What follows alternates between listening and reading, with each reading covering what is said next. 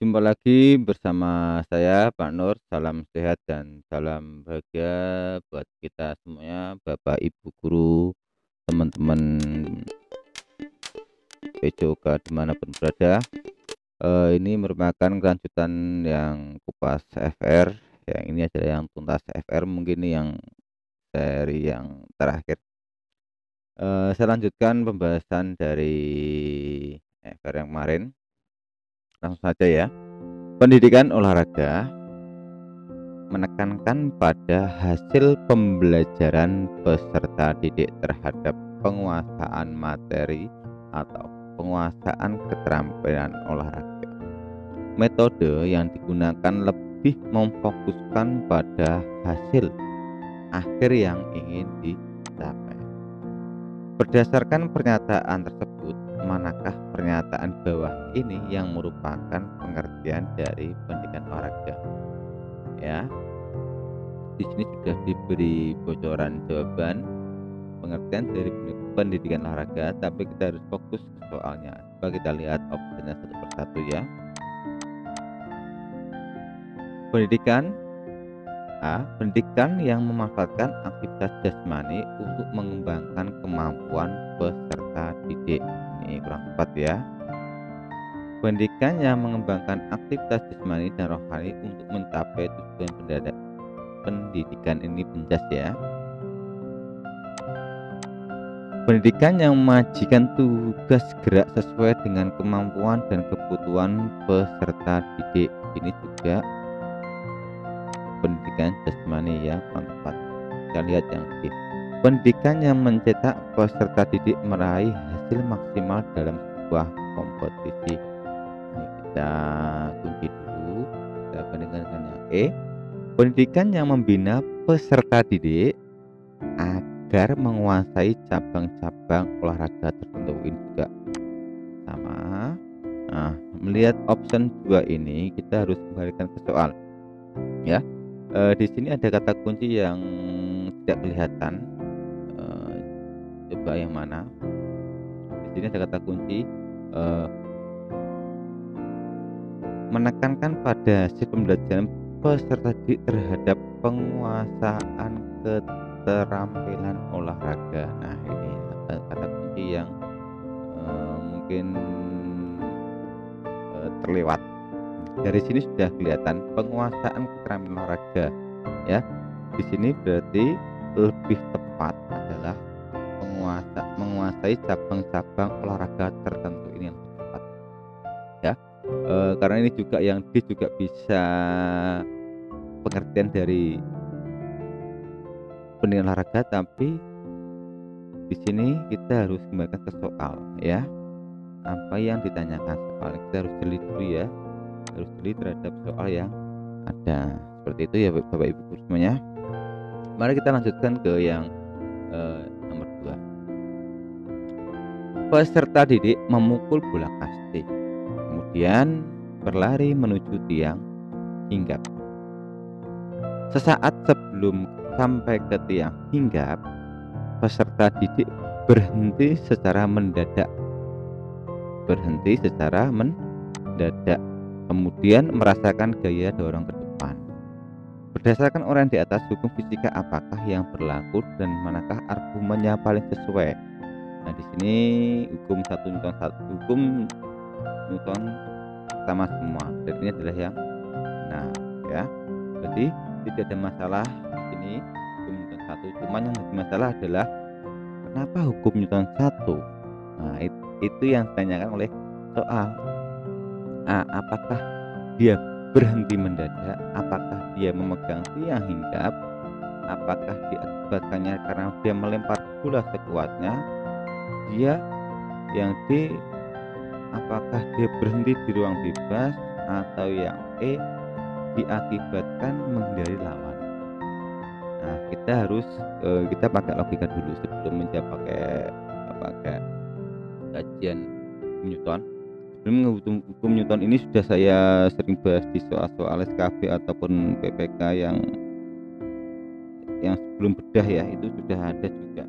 Jadi Saya PPK ini ada PPK PJOK seri 1 sampai 12, terus bedah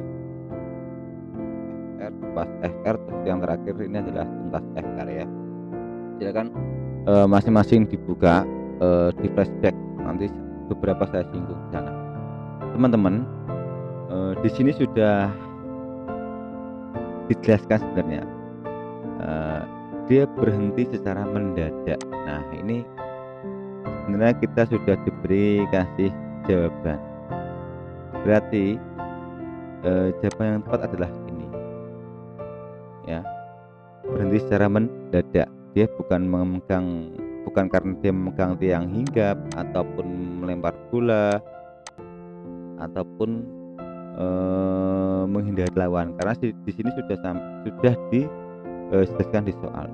Di sini ini seperti perumpamaan ketika kita naik bis. Kita naik bis, ketika bisnya berjalan, kita akan tenang diam. Ketika bisnya akan merem dadak, kita akan terdorong ke depan. Seperti itu. Analoginya seperti itu untuk yang kenapa memukul kasti, terdorong dan berhenti mendadak, seperti itu.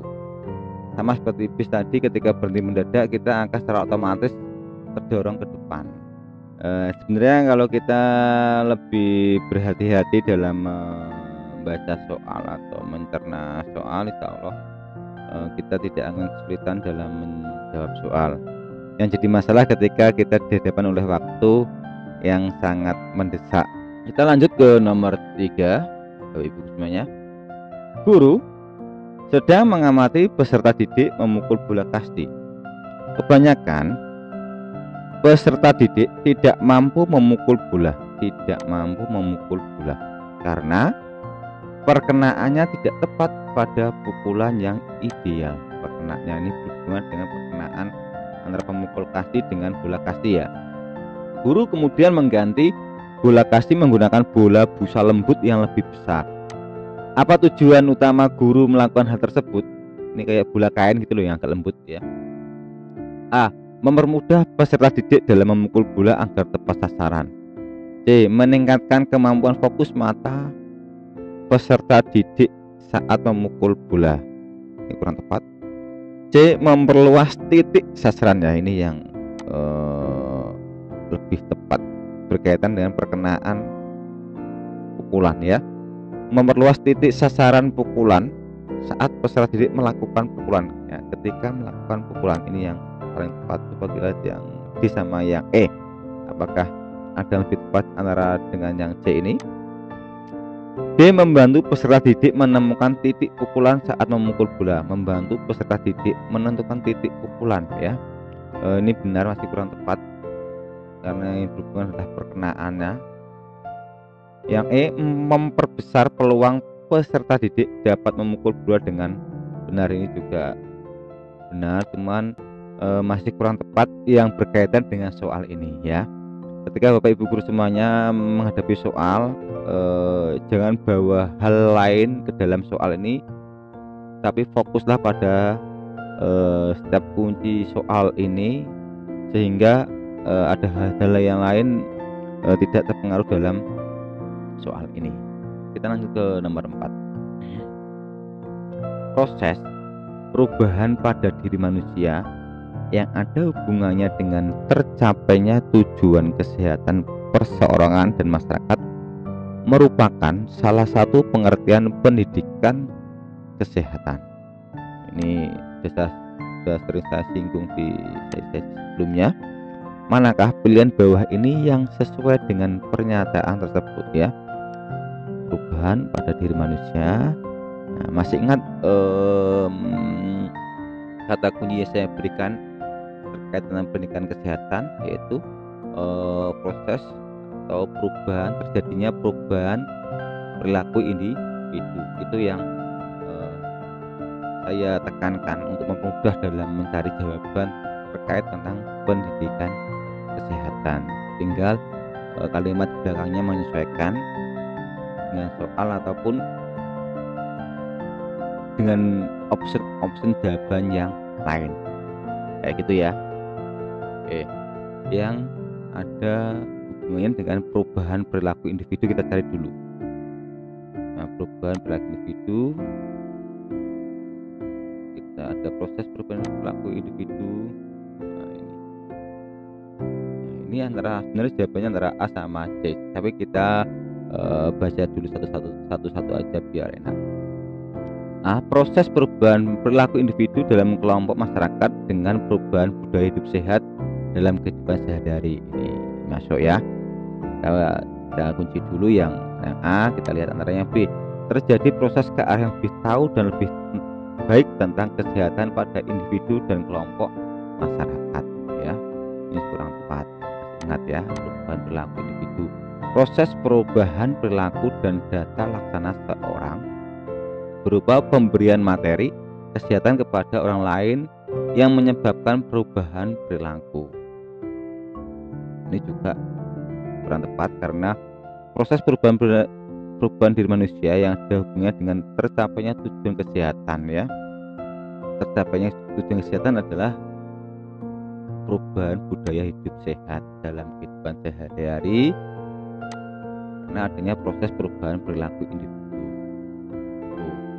Pokoknya kata kuncinya ketika melihat tentang bandingan kesehatan, fokus pada ini. Saya akan mudah untuk melihat kunci jawabannya. Kalau terjadi proses transfer pengetahuan juga kurang tepat. Proses belajar berpengaruh secara menguntungkan terhadap kebiasaan juga masih kurang tepat. Kata kuncinya adalah di sini. Jadi jawabannya opsinya adalah yang A untuk yang nomor 4 ini ya. Nomor 5 ya. Ini jadi nomor 5. Aktivitas permainan yang dilakukan di sekolah berguna untuk meningkatkan kebugaran jasmani peserta didik. Manakah permainan yang paling tepat meningkatkan kecepatan reaksi peserta didik? Masih ingat permainan-permainan di soal-soal yang sebelumnya juga ada. Apakah A gerobak dorong, B kucing dan tikus, C menjala ikan, D hijau hitam, dan E ular makan ekornya? Dari 5 option ini saya yakin Bapak Ibu guru semuanya sudah pernah melakukannya. Ketika sudah melakukannya pasti akan mudah untuk menjawabnya ini. Gerobak dorong dia lebih tepat kekuatan ya. Jadi kita catat aja. Yang paling ini adalah 4 option ini pasti akan bingung karena kucing dan tikus juga bisa jadi ya, menjala ikan, hijau hitam. Kalau menjala ikan dia lebih tepat ke kelincahan karena kita menjala ikan mencari anak sama-sama, dia akan lebih kelincahan ya. Begitu pula kucing dan tikus. Ketika kita yang jadi kucing dan mengejar tikus, dia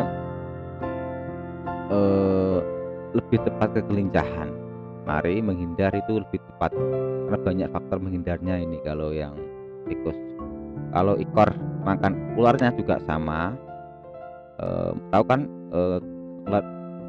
permainan ular makan ekornya? Anggap saja ini anak-anak. Ini anak-anak jadi satu gini ya. Ular ini makan ekornya sini. Nah, ini ekornya ditaplok. Nah, ini lebih tepat juga ke kelincahan kan dia banyak menghindar ya. Di soal ini dicari permainan yang paling tepat dalam meningkatkan kecepatan reaksi. Nah, ini jawabannya yang paling tepat adalah yang ini, yang hijau hitam.